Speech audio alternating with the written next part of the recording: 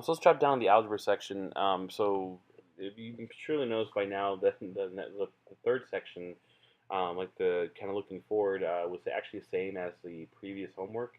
That was a mistake on my part that I didn't catch until it was much too late. That I just didn't actually change that section for the new homework. So I apologize for that. But let's look at this algebra. So we have to round here to 3 decimal places. So we have to round to this guy right here. And so I'm really kind of asking in this section, are you tricked by rounding? And so if you're going to round to the third decimal place, the only thing you have to check is a place right after it. And so the eagle-eyed amongst you may look at the one right after that place, right after the 4, and realize that 9 actually might round the 4 up. And if the 4 rounds to a 5, will that round the whole thing up? The answer is actually no. And so if we're rounding to 3 places, which is what we're being asked to do, you can actually just ignore this number altogether. It doesn't have anything to do with actually the rounding at all.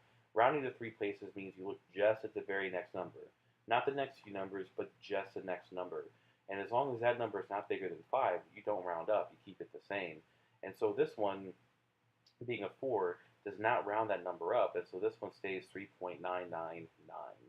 Okay, if you looked at this number here and said, well, that 9 kicks a 4 up to a 5, and the 5 kicks the next one up to round up position, you're using a mathematical fallacy called chain rounding, which is not something that's actually done. That's something that's totally made up, totally fake, 100% fake news.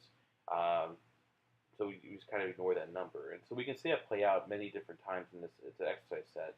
And so the 5, we're going to round to that decimal place. We look just at the next number. We ignore this one completely. 4 is not enough to kick it up. It's not 5 or better.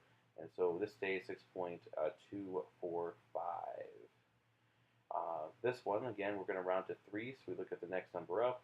We're not going to get tricked by chain rounding. Again, not enough to kick it up. So 0.0124. Okay, so 3.999. We look just at the next number. Not tricked. And so again, we have negative 3.999. I'm certainly seeing a theme here. I wanted to see if you get tricked into chain rounding, but I hopefully you did not, because you're better than that. So let's go ahead and move on to simplification. And so just like the previous set, my tactic here is to go slow. I've been doing math many, many years at many, many high levels, and I still like to rewrite my problems several times.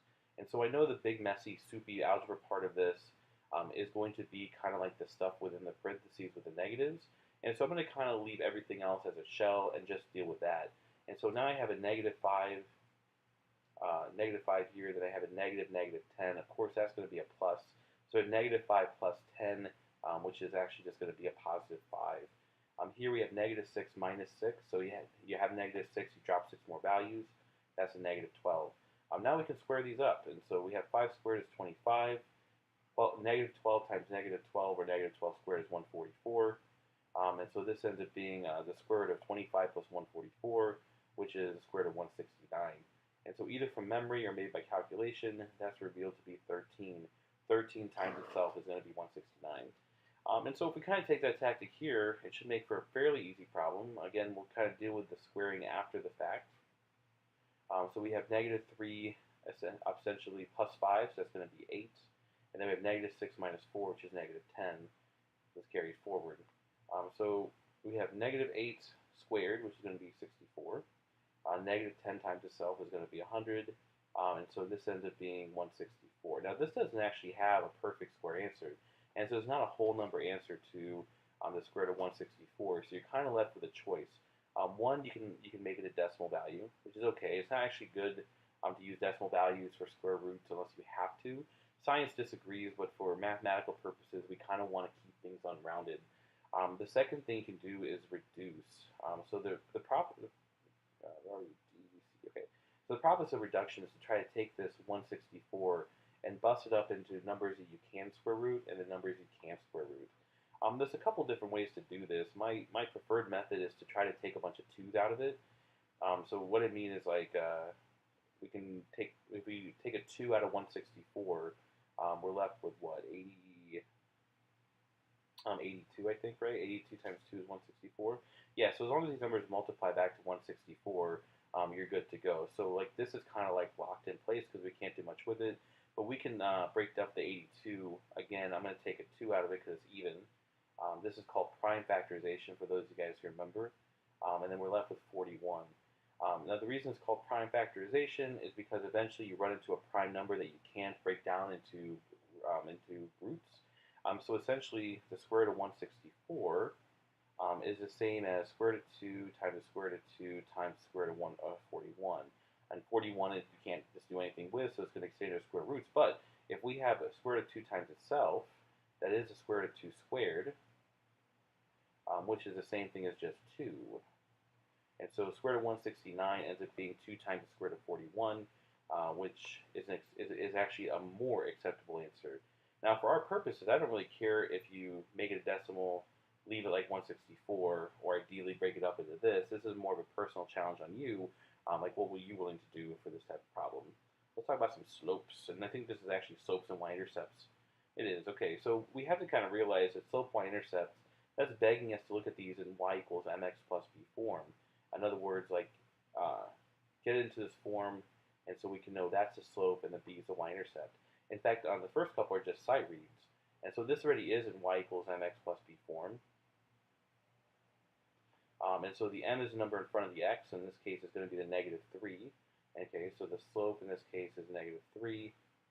And the b value is going to be the number that trails, and so the y-intercept value, at least in the first equation, is going to be negative 4.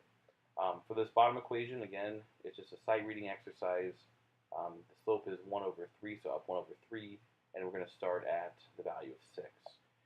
Now this one, this is in form already. It's just a different form. This is point slope form.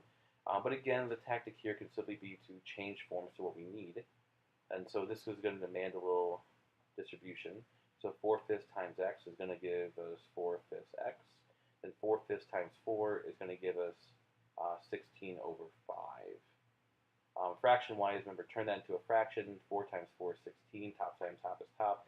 5 times 1 is 5. Bottom times bottom is bottom. Now to finish this problem up and get into y equals mx plus b form, we're going to have to subtract 6. And so now we have y equals 4 over 5x. So right away we know our slope is going to be 4 over 5.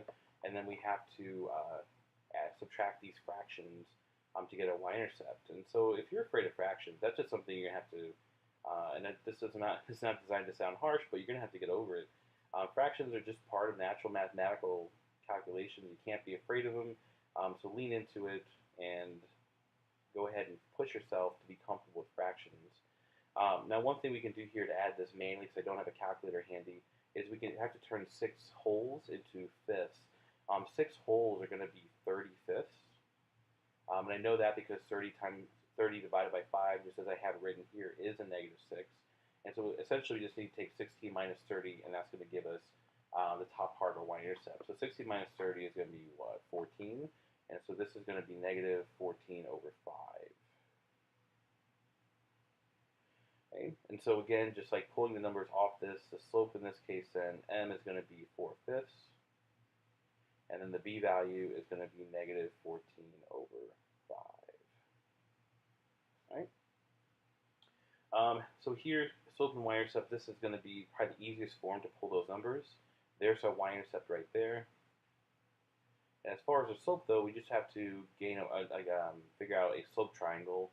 In other words, rise and run. So this looks like it's going to drop 2 values. At the same time, it gains 3. And so that means our slope has to be change in y over change in x, which is going to be negative 2 over 3.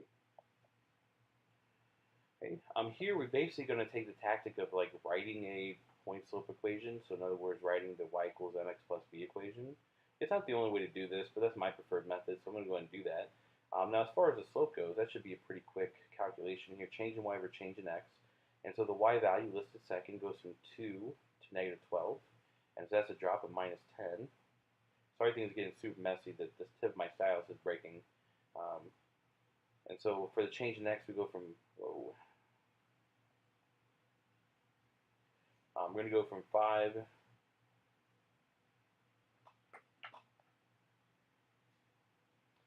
we're going to go from 5 to 3, and so that's going to be a change of minus 2.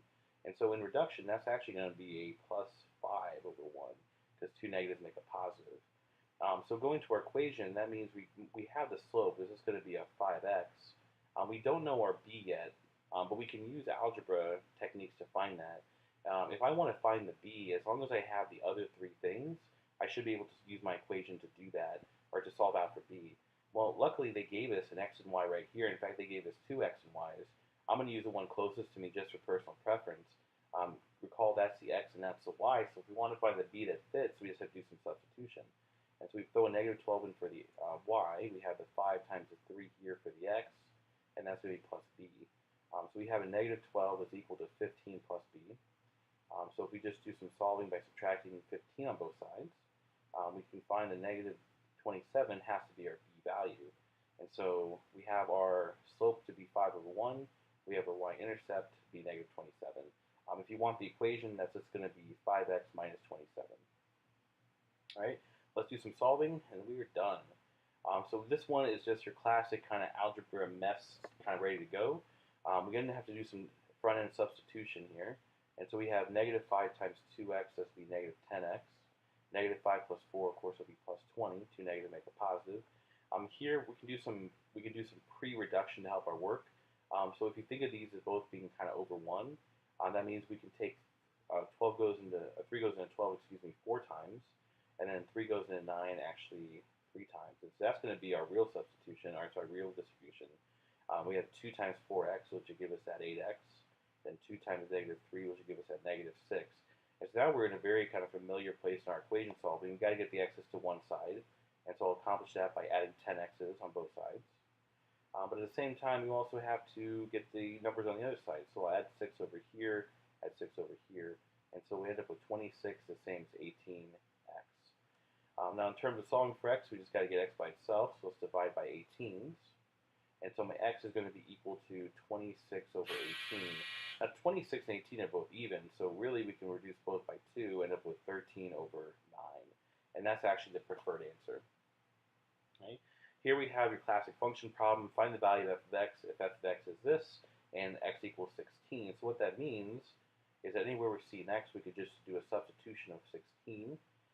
So we have negative 3/4 in parentheses 16 minus 2.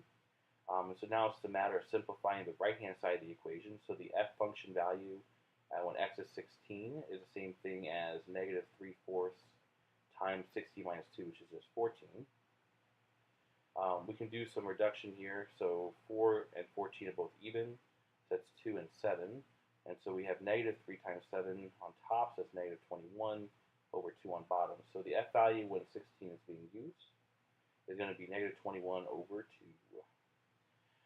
Okay, last problem. All right, so when we get x by itself, this is just normal solving stuff. And so negative 4 is attached to the x by multiplying. So we kill it by division. So we divide by 4 on both sides.